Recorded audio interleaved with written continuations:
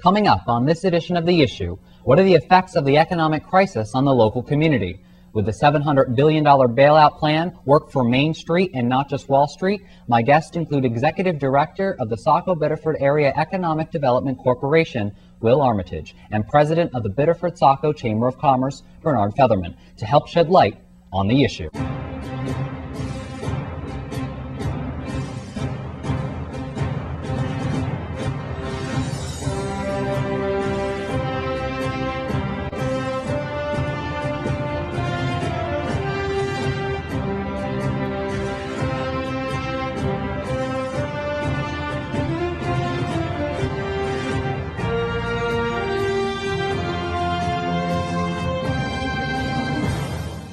Welcome to The Issue. I'm Justin Schmidt. Recently, our financial system has taken over the headlines in the debate in Washington.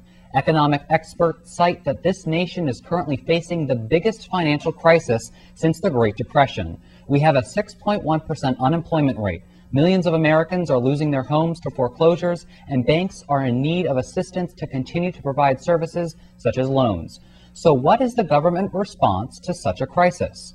U.S. Treasury Secretary Henry Paulson proposed for the government to spend hundreds of billions of dollars to essentially bail out banks and financial institutions by buying up the bad assets. This, Secretary Paulson believes, will allow banks to shore up their capital and start lending again. The original $700 billion proposal was defeated in the House of Representatives by 23 votes. The 228 to 205 defeat was in spite of the desperate pleas of President Bush and leaders in both houses of Congress, not to mention the outpouring of citizen response to the financial instability. After the bill was defeated, the Dow Jones fell over 777 points. It was the largest one-day point drop in history. The Senate then took the defeated proposal and reworked it, not only by adding over $120 billion in pork barrel projects, but also a number of incentives. This new proposal incorporates a temporary increase in government deposit insurance on accounts from $100,000 to $250,000, tax breaks for businesses and renewable energy, and the buying up of bad mortgages. Recently, the House passed the reworked bill with 263 votes to 171. This new Senate and House approved bailout, or rescue plan as it is formally called, will make it easier for people to obtain loans. That may be true, but due to the high interest rates, it will be more costly to obtain those same loans. The unemployment rate should level off instead of going into a free-fall plunge. Also, citizens will get foreclosure assistance from the federal government. The question is, will this really help consumers and local businesses get back on their feet? We're going to take a short break, but when the issue returns, my first guest will help us start delving into the current economic crisis. Don't go away.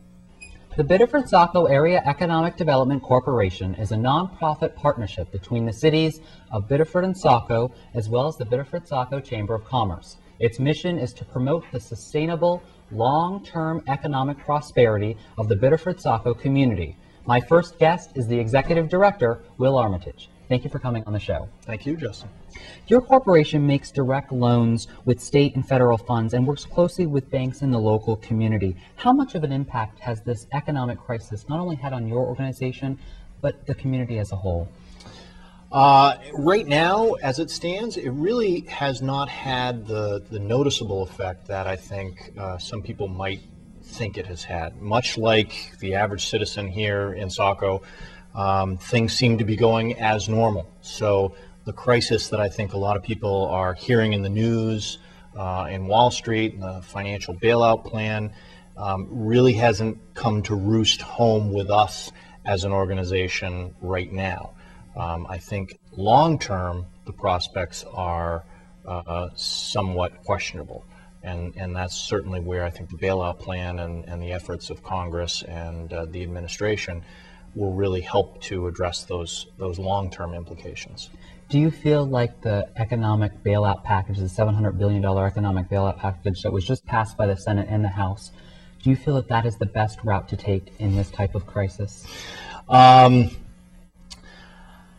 I'm probably not qualified to say whether or not it is the best solution. But I would say, to answer your question, it was something that needed to be done. I think what all of us kind of lose sight with the economy and what's been going on Wall Street is relates to, with economics, there is a lot of human nature and emotion that gets involved with it. And when consumers get nervous or banks get nervous, that impacts people going out to dinner, going out and buying products. And that when consumers don't go out and spend those funds in the local economy, then you start to see a downturn in the economy. So we don't want to do that. What was unique about this situation, and somewhat different from other situations that we've gone through recently, is that this one was directly tied to the financial markets. And the banking industry and the financial markets or financial institutions were getting nervous about what was going on within their marketplace. So they began to get nervous about making loans, are investments that they've made stable, viable. You've had a number of institutions that were always thought to be stable and financially viable organizations file for bankruptcy. And so that's kind of shaken that confidence in the financial markets. And when that confidence is shaken, much like when consumers' confidence is shaken and they become nervous, financial markets become nervous. And when financial markets become nervous, they don't invest, they don't make loans, they don't extend credit.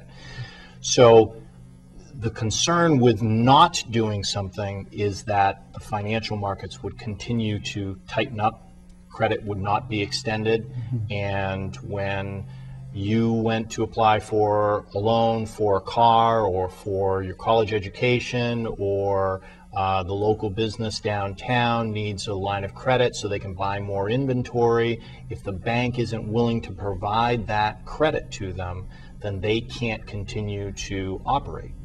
So then what happens? As a business, they begin to, sales decline, they can't make their loan payments, they can't employ people, and you begin to see this cyclical downturn in economic activity.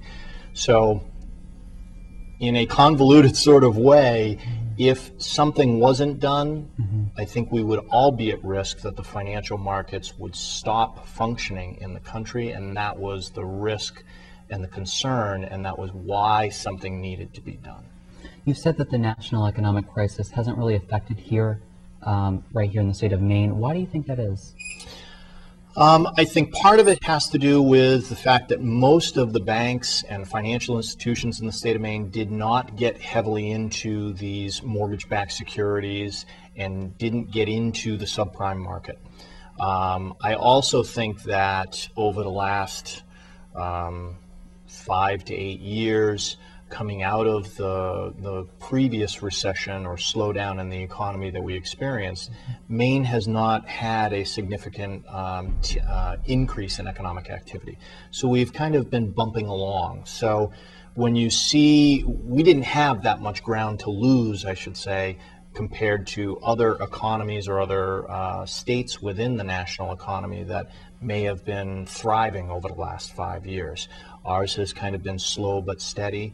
And we don't have, because we didn't have significant investments in the subprime markets, I think you haven't seen the direct impact on us today.